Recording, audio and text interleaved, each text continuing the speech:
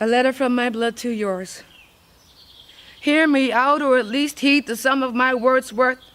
I write to you in utter distress and an immense anger that came screaming to me through all the ancestors past and past me these words to give to you.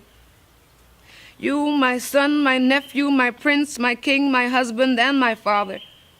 As sacred blood bleeds through and out of me, I cannot forget what I am made from. Then how could I ever forget where I came from? And I just find it amazing how long lost you seem, blinded to all the maps that imprint your essence on her, the black female you have tried to forsake and leave for death. How quick you seem to forget who begged you to breathe your first breath and who prayed at your graves after the stones found you dead. And yes, I have wept all the while in between at the cause of your hand, the ignorant insecurities. The empty throne still sits bare but willing to seat you, feed you, trust you, and make companionship again. We seem more divided now as a people, man and woman, almost viewed upon as two different nations. We don't even speak the same language, and among us all children grow up backwards, never realize they could have been so much more than this poor set of examples that teaches you nothing but to hate your own skin and kin from the inside out.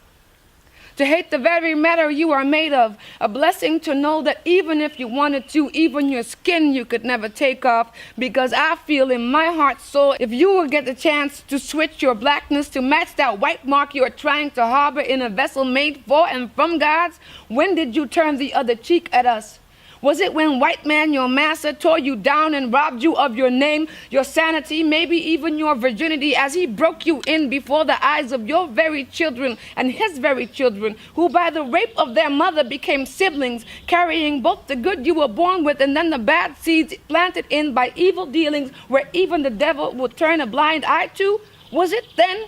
Was it then that you turned the other cheek the other day, the last day of your soul, that part that humiliated me and punished me for the punishment we have both received? Did you forget who carried the other half of the lashes on your back? Do you remember those days when we both wept and bled out as we buried more children after we saw them being sold off, used as swamp treats in alligator games? Do you remember? I remember when I worked out 3 kids and 2 jobs walking to work as the bus boycott left me unbothered.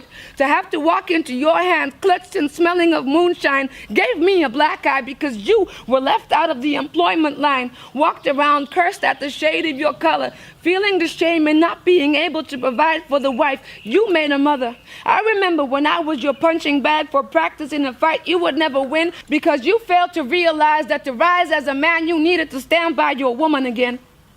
I remember a promise to never leave you, and blood is hard to wash away. Still, you tried to bleach me out, started weighing out the better luck chances if you would start on that interracial dating, looking for some brightness in your life. You whored and paid the price for sharing white man's spotlight, let you dangling from trees, and me, the one you left to cry now, got to bury your scorched and mangled body to collect and pray God's mercy would find you in the afterlife. I prayed for you.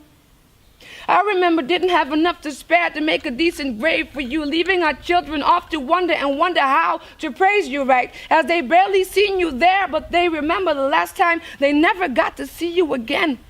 In fear of becoming men and to realize the same fate, how crooked their paths in life were.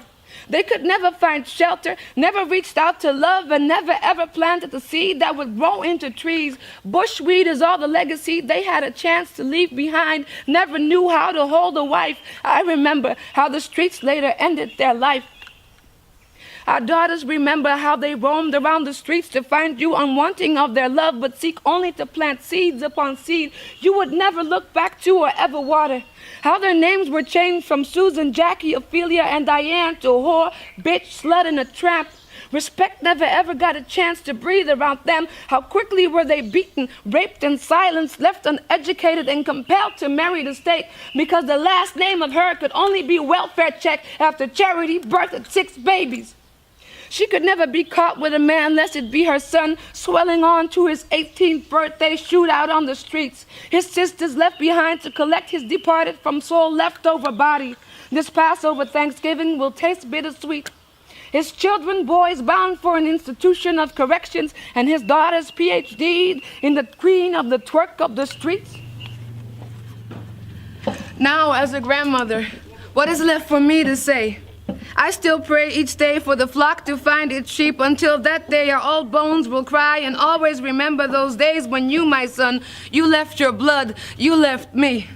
But the throne still sits bare, willing to seat you, feed you, trust you, and make companionship again. See, I remembered never to forget you. My son, my nephew, my prince, my king, my husband, and my father. See, I can still see the resemblance. It's written all over my kin. Signed sincerely, your daughter, your cousin, your princess, your queen, your wife, and your mothers.